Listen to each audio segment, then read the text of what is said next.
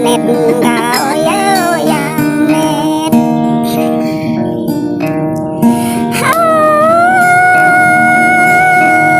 là yang kia có nhẹ thì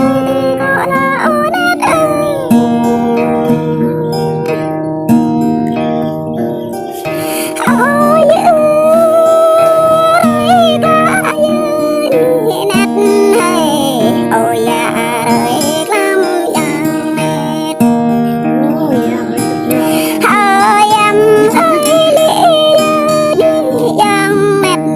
ơi chị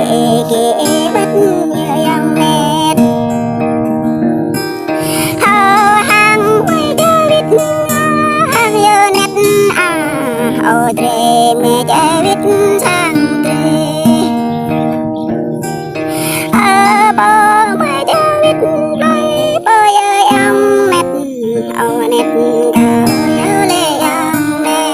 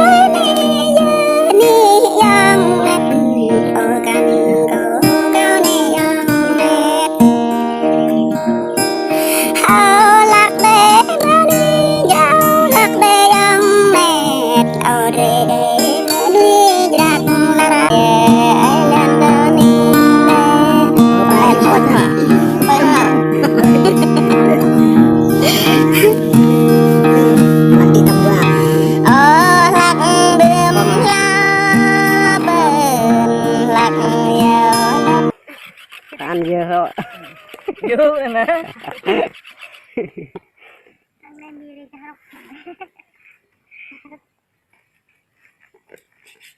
năm xưa thì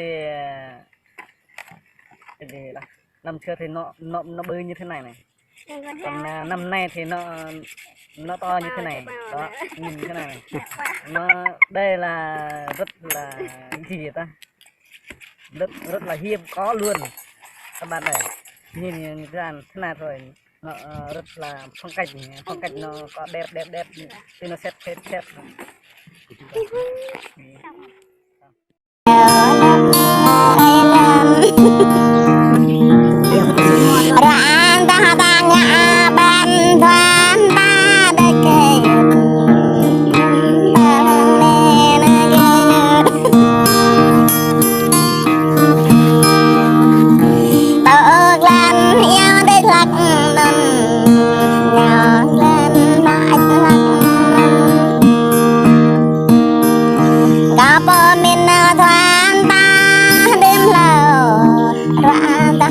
trong nó sang ba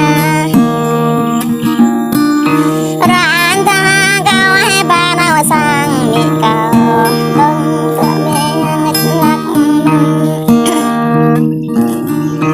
nang nang da ro le lạc rong reheng rong như lạc